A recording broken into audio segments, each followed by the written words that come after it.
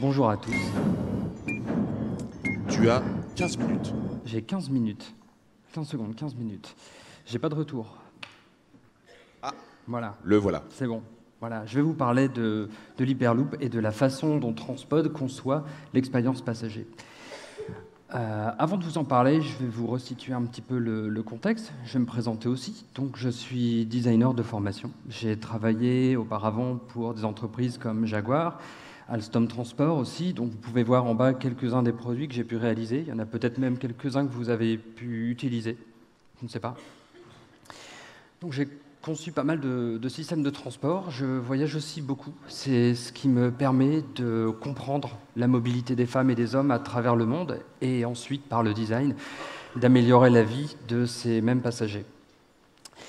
J'ai souvent buté sur un problème quand je travaillais chez Alstom et chez Jaguar. C'était simplement le fait qu'à chaque fois, je m'attachais à travailler sur l'expérience et sur le design d'un élément qui faisait partie d'un tout.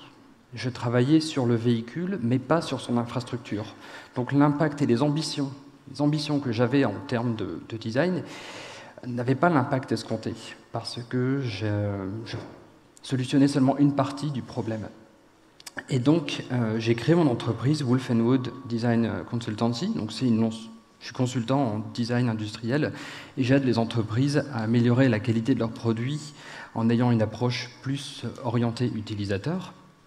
Et donc, j'essaye de créer des ponts entre les différents interlocuteurs pour pouvoir avoir cette approche qui soit beaucoup plus globale.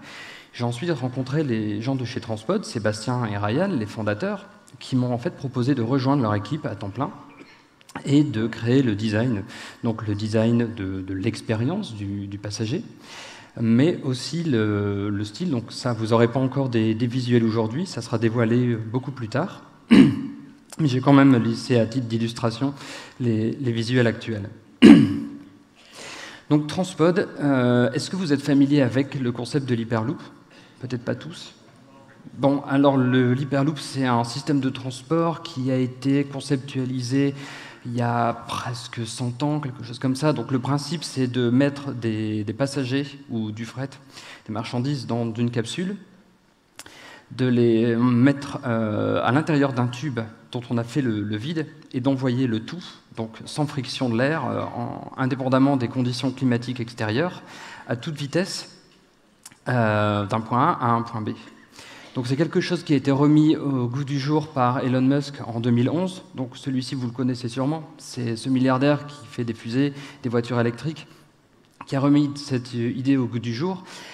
Et donc il y a plusieurs entreprises qui se sont lancées dans l'aventure, dont Transpod, qui a été fondée, comme je l'avais dit, par Sébastien Gendron et Ryan Jansen en 2015. C'est une entreprise canadienne. Ils ont une approche qui est encore plus technologique que ce qui avait été préalablement évoqué par Elon Musk. Donc le but, c'est donc, comme je vous l'avais dit, de faire voyager des personnes ou des biens à une vitesse proche de celle du son. C'est un petit peu, on prend un avion, on enlève les ailes, on le met dans ses conditions optimales, c'est-à-dire pression très basse à l'intérieur de tubes, et donc on s'affranchit des conditions atmosphériques et des problèmes de météo, pour aller encore plus vite que l'avion lui-même. C'est un système qui est autonome, qui est disponible à la demande, 18 heures sur 24, 7 jours sur 7, et qui, s'il est alimenté par des énergies vertes, est beaucoup plus propre que n'importe quel autre mode de transport. C'est entièrement électrique. Donc ça, c'est l'ambition qu'on a, une approche très technologique, mais aussi une approche très orientée usager. Notre but, c'est surtout de prendre en compte aussi les émotions de nos usagers, leur stress, et de faire en sorte que si on voyage plus vite, qu'on puisse voyager aussi beaucoup mieux. D'où l'importance aussi de connaître qui sont nos futurs passagers et de proposer une expérience qui soit non pas uniquement basée sur le design du véhicule, mais qui soit holistique.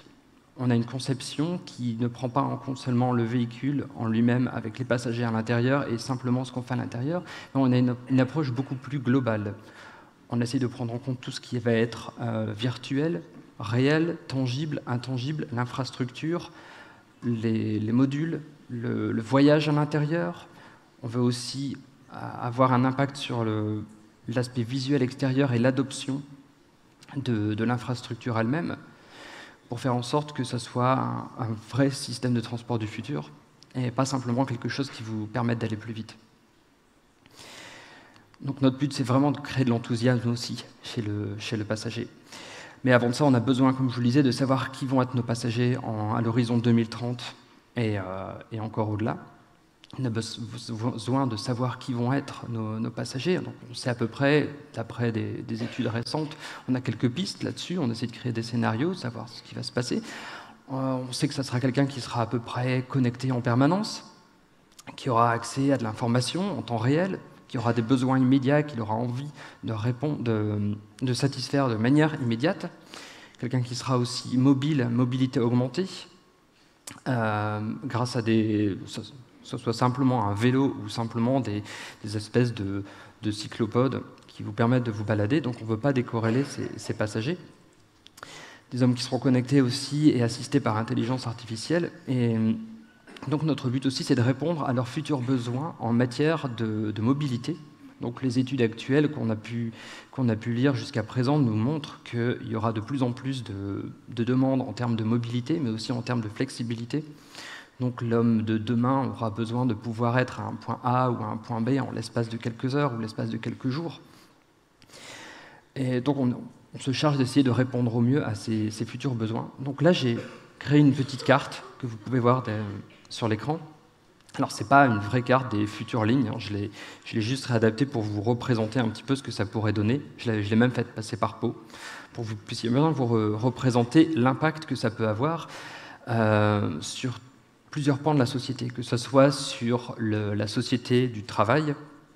On peut imaginer, par exemple, habiter à Pau et travailler à Paris et faire l'aller-retour tous les soirs pour avoir l'emploi dont on avait envie, par exemple s'il est localisé à Paris, mais avoir la qualité de vie sans sacrifier sa qualité de vie. Donc c'est tout l'intérêt. Et pourquoi pas passer une soirée à Nantes entre deux. Tout ça, ça pourrait être possible. Donc on voit cet aspect d'un point de vue individuel, cet impact que ça pourrait avoir. D'un point de vue aussi professionnel, on pourrait imaginer aussi les impacts en matière pour les entreprises, par exemple, vous pouvez vous connecter à des clients qui seront beaucoup plus loin, aller voir des fournisseurs au moment où vous en avez besoin, au moment où vous en avez envie, aller vous commander une maquette, un prototype de quelque chose, vous le faire livrer en quelques heures. En fait, on va au-delà de ce que proposent maintenant les services de vente en ligne actuels. On peut permettre à des objets d'être livrés non plus à la journée près, mais à l'heure près. Donc ça aura beaucoup d'impact. Et aussi dans le milieu du tourisme. Alors ça va vous intéresser. Vous pouvez imaginer des voyages qui seront complètement différents.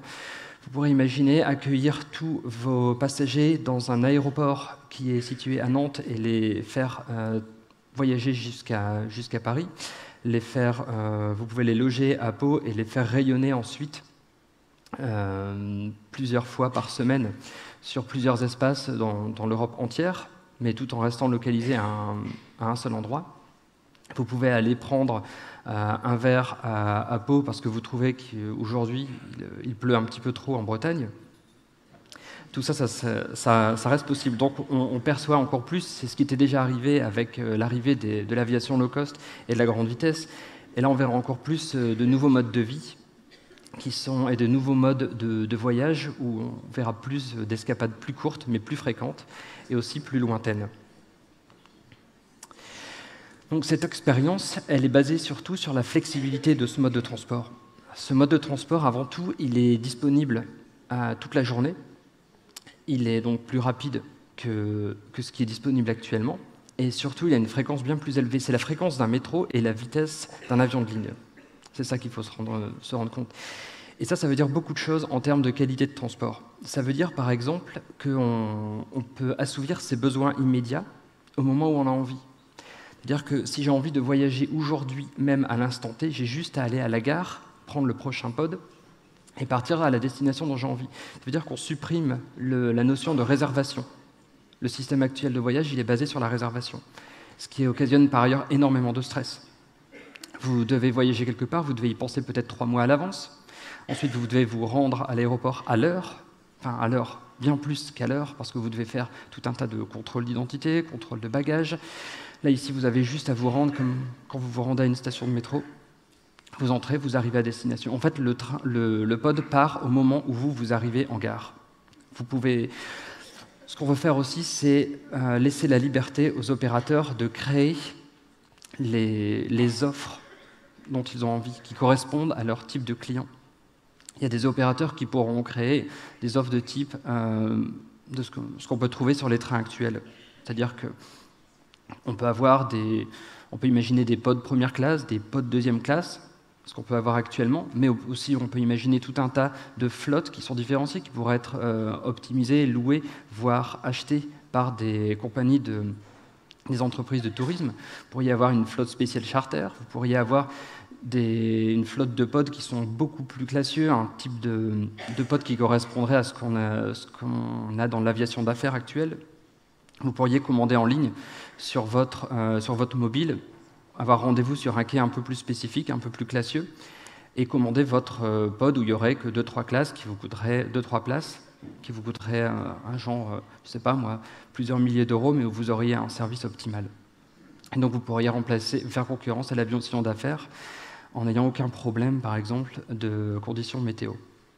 Donc c'est ce qu'on essaye de promettre, donc une liberté totale aux utilisateurs et aux entreprises de créer des offres commerciales très innovantes, d'essayer d'offrir des performances qui soient supérieures à n'importe quel système de transport actuel ou à venir. Et donc là, je n'ai pas encore beaucoup de visuels à vous montrer, mais on peut imaginer aussi des pods avec des espaces de travail à louer, des pods qui sont beaucoup plus détendus, avec des espaces où on peut soit boire un café, discuter avec ses voisins, ou au contraire, profiter et se reposer après une dure journée de travail. Donc on veut vraiment faire en sorte que l'utilisateur soit l'acteur de son voyage, ainsi que l'opérateur. Voilà.